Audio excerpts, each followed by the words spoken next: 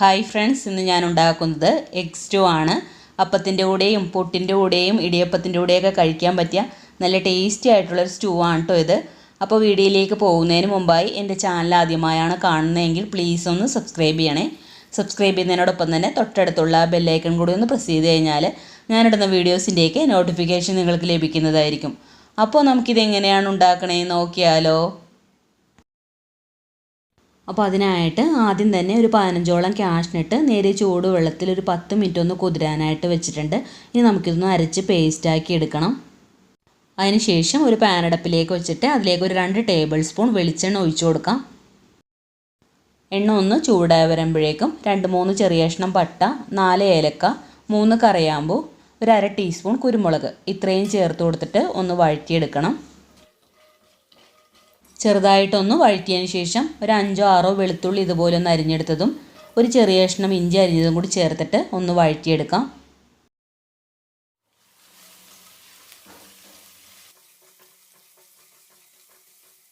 ഇഞ്ചിയും വെളുത്തുള്ളിയും ഒന്ന് വഴറ്റിയതിന് ശേഷം ഇനി നമുക്കിതിലേക്ക് വേണ്ടത് ഒരു വലിയ സവാളയാണ്. അത് ഇതുപോലെ ഒന്ന് നീളത്തിൽ അരിഞ്ഞെടുത്തിട്ടുണ്ട്. അപ്പോൾ അതും കൂടി ചേർത്തിട്ട് ഒന്ന് വഴറ്റിയെടുക്കാം. സവാള ചെറുതായിട്ടൊന്ന് വാടി തുടങ്ങിയിട്ടുണ്ട്. ഇനി നമുക്കിതിലേക്ക് എരിവിനനുസരിച്ച് പച്ചമുളക് ചേർത്ത് കൊടുക്കാം.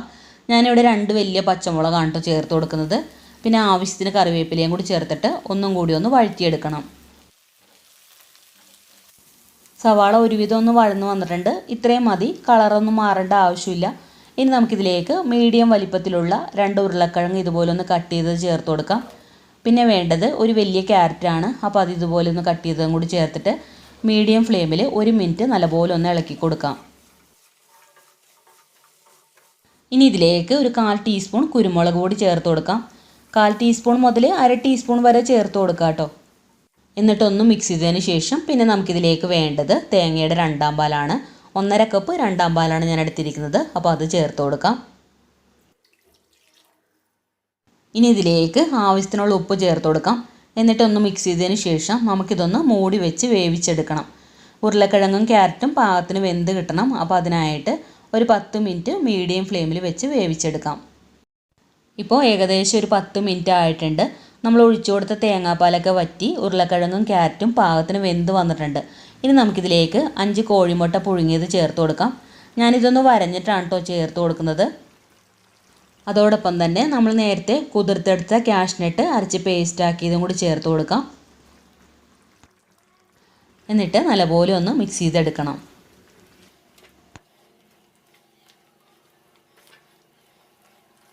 ഇനി ഇതിലേക്ക് തേങ്ങയുടെ 1-ാം പാലാണ് ചേർത്ത് കൊടുക്കുന്നത്.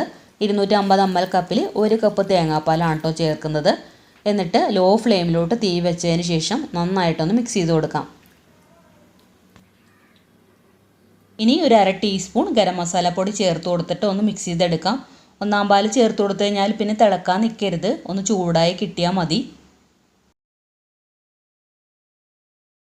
നല്ലപോലെ ഒന്ന് മിക്സ് ചെയ്തതിന് ശേഷം ഉപ്പ് നോക്കിയിട്ട് കുറവുണ്ടെന്നുണ്ടെങ്കിൽ ഈ ഒരു ടൈമിൽ ആവശ്യത്തിനുള്ള ഉപ്പും കൂടി ചേർത്ത് കൊടുക്കാം. ഇനി കുറച്ച് മല്ലിയില അരിഞ്ഞത് കൂടി ചേർത്ത് കൊടുക്കുന്നുണ്ട്. മല്ലിയിലക്ക് പകരം വേപ്പില ചേർത്ത് കൊടുത്താലും മതി കേട്ടോ. ഇപ്പോൾ ഇത് പാകത്തിന് ചൂടായി വന്നിട്ടുണ്ട്. ഇനി നമുക്ക് ഫ്ലെയിം ഓഫ് ചെയ്ത് കൊടുക്കാം. ഇനി വേറൊരു പാനടപ്പിലേക്ക് വെച്ചിട്ട് അതിലേക്ക് ഒരു ടേബിൾ സ്പൂൺ നെയ്യ് ഒഴിച്ച് കൊടുക്കാം.